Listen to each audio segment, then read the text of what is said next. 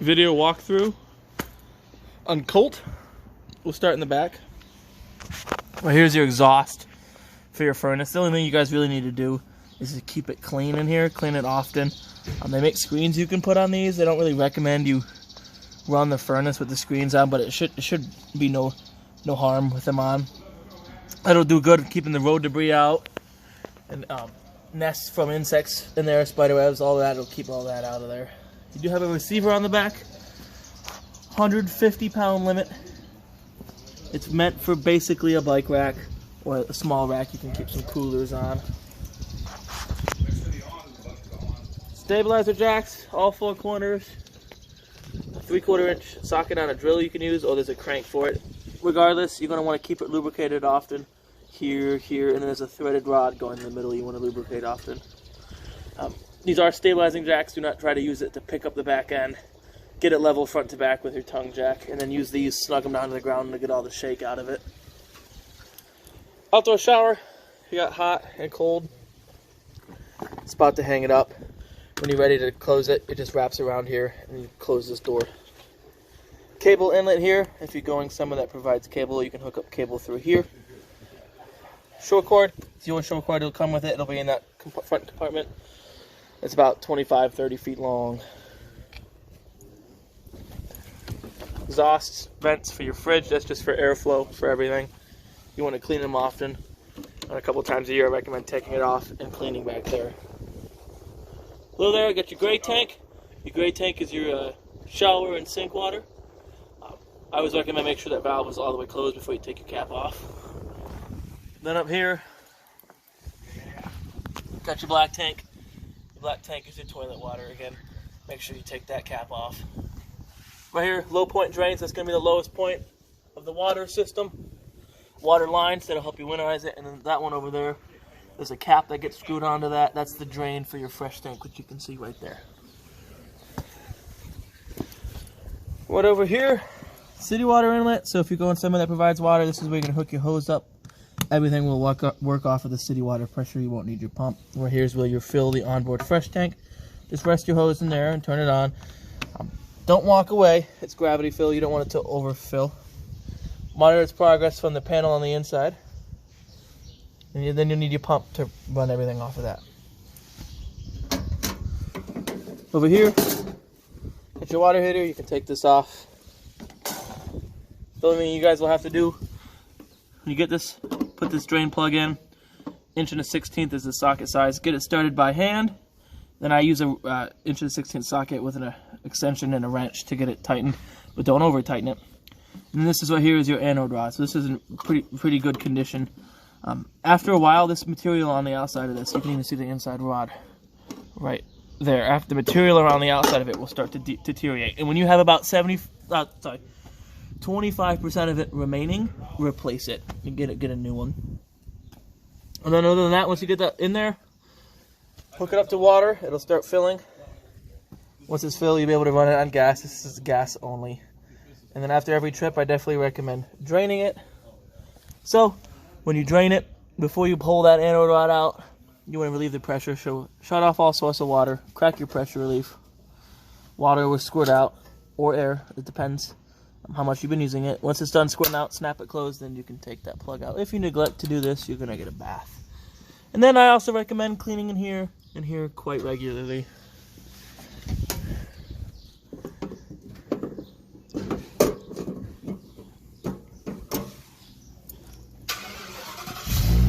Pass-through storage. Get your crank for the stabilizer jack. Get your crank for the awning right there. Right here, good information. It's going to have your cargo carrying capacity. Your VIN is on here. Your gross vehicle weight rating is on here. That's an important number right there, 60 psi. That's what you want to fill your tires up to. Not what they're stamped on the tires, but this number right here. Coming along up front, got you a battery. It's RV marine grade Group 24 battery. It's a brand new battery. In the winter, I recommend taking it completely out, storing it somewhere warm, basement, garage, anything warmer than being outside. If it's going to be a long time between trips, I recommend disconnecting the negative lead off of your battery. That's going to keep anything from using it in case you forgot something was on.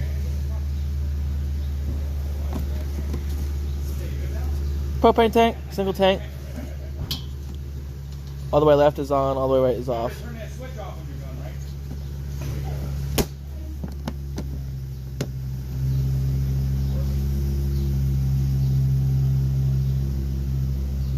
Plenty of room. Go for it. Excuse me. Alright, moving on. Power tongue jack, get a light. Definitely helps hooking up at night. And it definitely helps having power. It beats hand cranking it every day of the week. Got a 7-way right here. This is what's going to plug into your truck. This will allow all the marker lights and the turn signals and the brakes on the trailer to work. Chains, you want to cross them when you're hooked up. Breakaway, this will get hooked up with everything. That's hooked to this box right here. So if anything would have come unhooked accidentally, it's going to pull that pin, activate the brakes on the trailer, keep people safe. You're prepped for solar. It does not have solar. You have to buy the kit that you need that plugs into this, and then all that'll do is trickle charge your battery. Here's that cap I was talking about that you screw onto the fresh tank when you want to use it. We have it off because it was draining for testing. Then here's the crank for these jacks down here.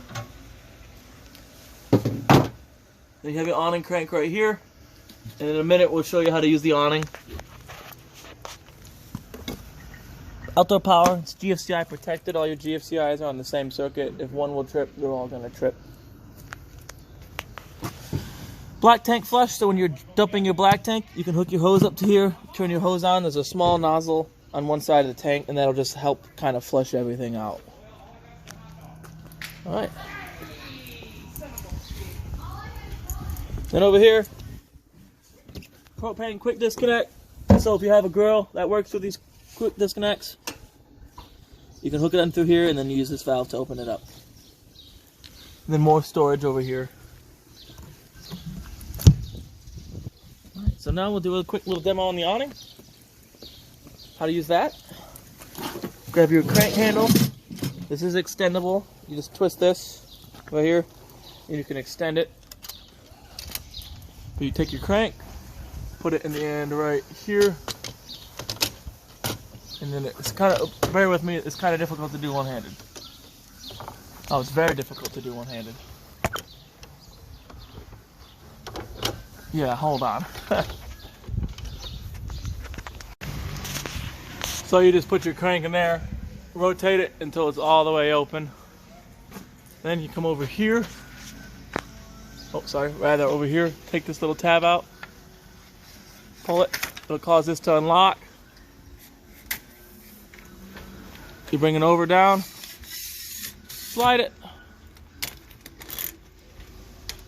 take this detent, push it in. Hold on, let's see if I can't do this one-handed.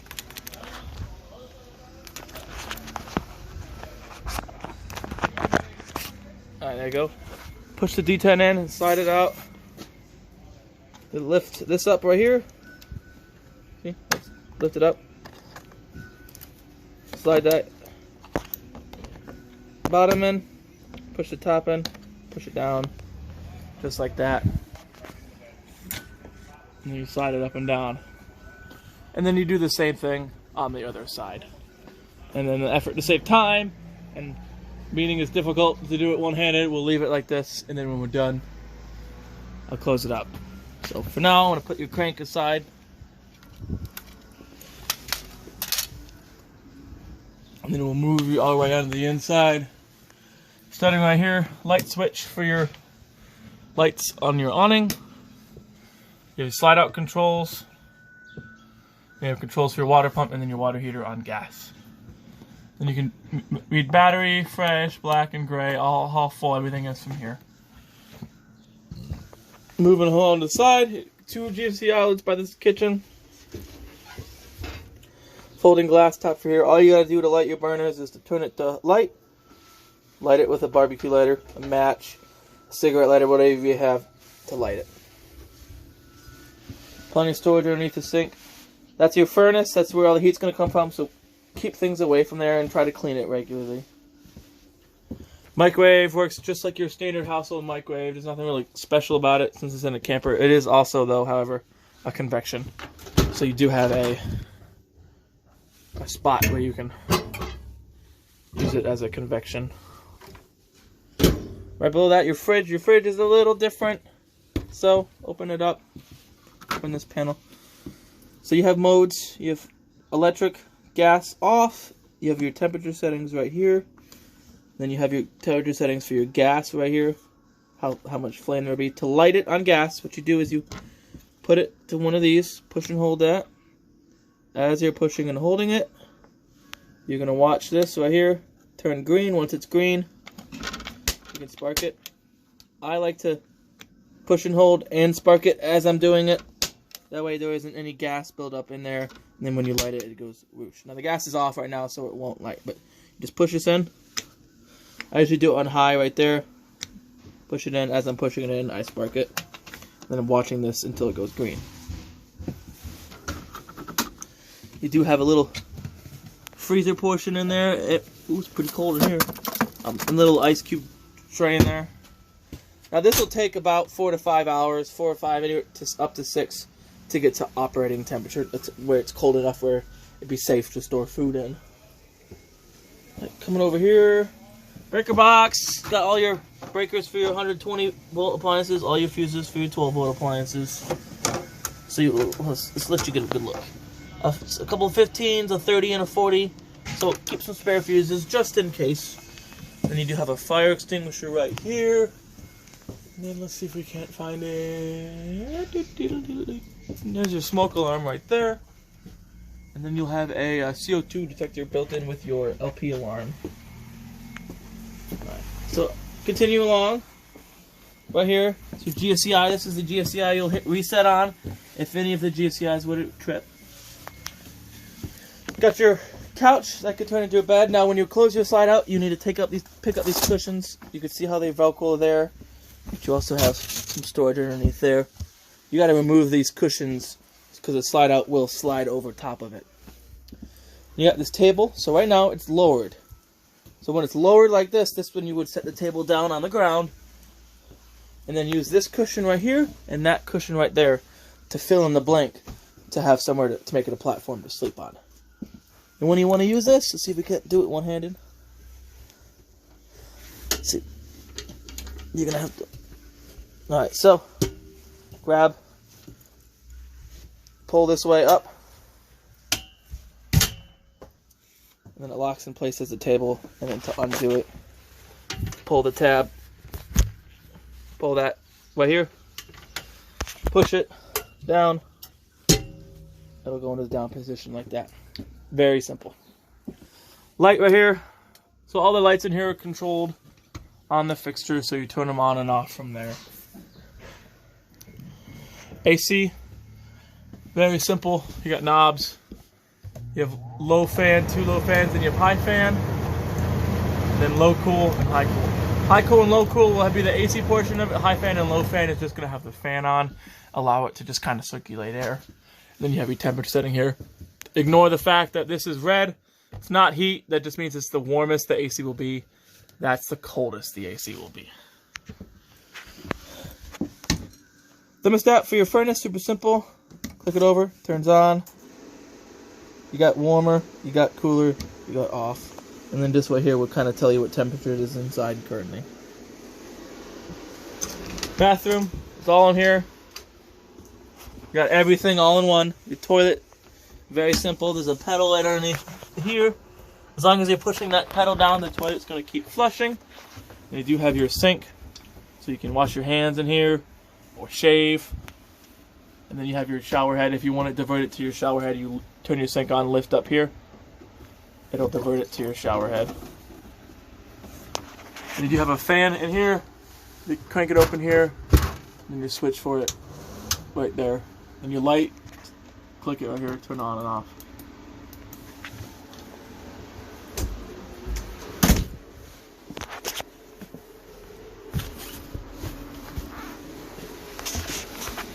Right over here, get your radio. Turn that down. So there isn't any zones or anything, but it's pretty simple. You have auxiliary, so there. AV, ignore that because this isn't wired into the TV or anything. Ignore the HDMI pass-through because again it's not hooked up to the TV. Then you have USB, so right there. And then Bluetooth, you'd hit Bluetooth, look for the Fury on your phone. And then sync it to there. Volume controls, skip the channels right there. Push and hold these to save your presets. Very simple. If you tap the power button, it mutes it. If you push and hold, it turns it off. Very simple. And you do have a TV in here that is strapped, but it is also able to rotate out so you can see it whether you're sitting on the dinette table or you're laying in bed. You got your remote for the TV there. This is your remote for your radio. Then your TV's hooked to the TV, and you can see right there this little button that says on TV, off cable. So that when you're using your antenna, make sure that red button is on. That's your booster for your antenna. And then you do have two USB ports there, a power spot for the TV. So you could have something plugged in here, another appliance. I wouldn't say appliance, you're not going to be doing anything cooking on your bed, but maybe another, like a DVD player, or a game console, or an alarm clock. I really don't set alarms when I'm camping, though. So that's that.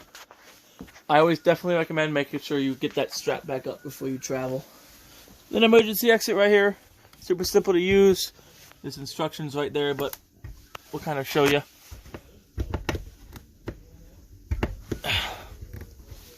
It's kind of hard because I don't want to get my shoes on the bed.